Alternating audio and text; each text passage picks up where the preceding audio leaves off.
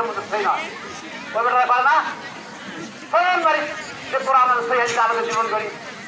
আবার দেখেন আরেক হাদিসে ব্যাগ চলে পারে কোথায় ওই যে কবরে মাটি বল যাই আমরা সেখানে যাই সই হাদিসের দোয়াই দেয় সই হাদিসটা বিসমিল্লাহ বলে। আরে বিসমিল্লাহ ভালো কেমন বিসমিল্লাহ বিসমিল্লাহ বলা ঠিক আছে।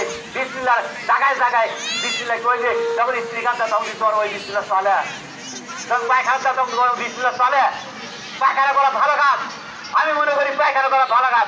একদিনের পায়খানা হয় বাতাস বন্ধ হয়ে যায় তাহলে ব্লাড ফ্লো উঠবে বিকালে সাথে সাথে গেছে তো মেডিকেলে তাড়াতাড়ি তুমি ওকে বাঁচাতে চাও তাড়াতাড়ি মেডিকেলে নাও।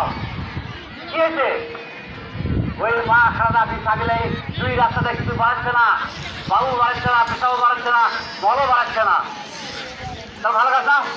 ওই কাজের দোয়া কি এটা ওদের ফতুয়ার কাছে দলিল লাগে না কিন্তু অন্য লোকের ফতুয়ার কাছে দলিল লাগে। যে যাই হোক মা তারা বলছেন যে আল্লাহ রসুল তার মেয়েকে দাফন করছেন মিনা খালা অফিয়া নইদুকুম অমিনা নুদুকুম তারা এই দোয়া পাঠ করছে এই বেগুলো হাদিসের দলিল মানা যাওয়া লাগে। তাহলে তুই কি বলছিস আল্লাহ রসুলের কি নতুন কাজ না?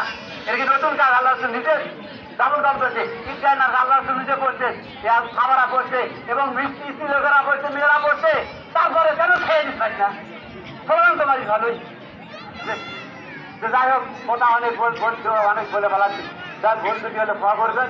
আল্লাহ রাব্বুল আলামিন আমাদের তৌফিক দান করে আমরা আমাদের আহলে হাদিস জমিয়ত আহলে হাদিসের সিদ্ধান্ত হলো কি যে কোরআন মানবো আর সহিহ হাদিস মানবো।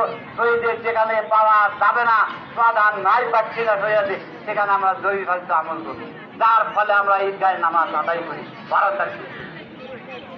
কিন্তু এই বেটারা আসাদুল্লাহ গানি সাহেব তার নামাজের শিক্ষা বয়ে রেখে যে বেশি বেশি একত্রিত হওয়ার কারণে আমল করে। কিন্তু রাসুলের মাপকাঠি জানেন রাসুল হালাল হারাম মাপকাঠি মা আস্তারা কাসির হালাল বাইরে গেছি আমার কাছে না থাকা ওস্তাদের কাজ আছে ওস্তাদের না কাজে জেলা জমিতে আছে আছে তো একটা। যাই হোক আল্লাহু আকবার আল্লাহু আকবার ওয়ালিল্লাহিল হামদ আল্লাহু আকবার আল্লাহু আকবার লা ইলাহা ইল্লাল্লাহ আল্লাহু আকবার। আমরা সবাই দোয়া করে কাছে ফিরে যাবো।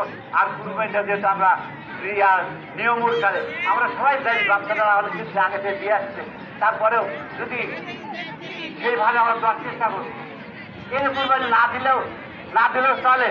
কিন্তু মা আয়েশা রাদিয়াল্লাহু তাআলা আনহা ভুল বুঝছে বুঝতে একদিন কুরবানি করে আসলেন আল্লাহ রাসূলকে জিজ্ঞেস করলেন আপনি মাংস কি পরিমাণ মারে? আল্লাহ বললেন ও আয়েশা আজকে মাংস বেশি পরিমাণ তোমার রেখেছি। আয়েশা খুঁজে পাক পাখায় বলতেছে হুজুর তারে আমার আব্বা আবু বকর কিন্তু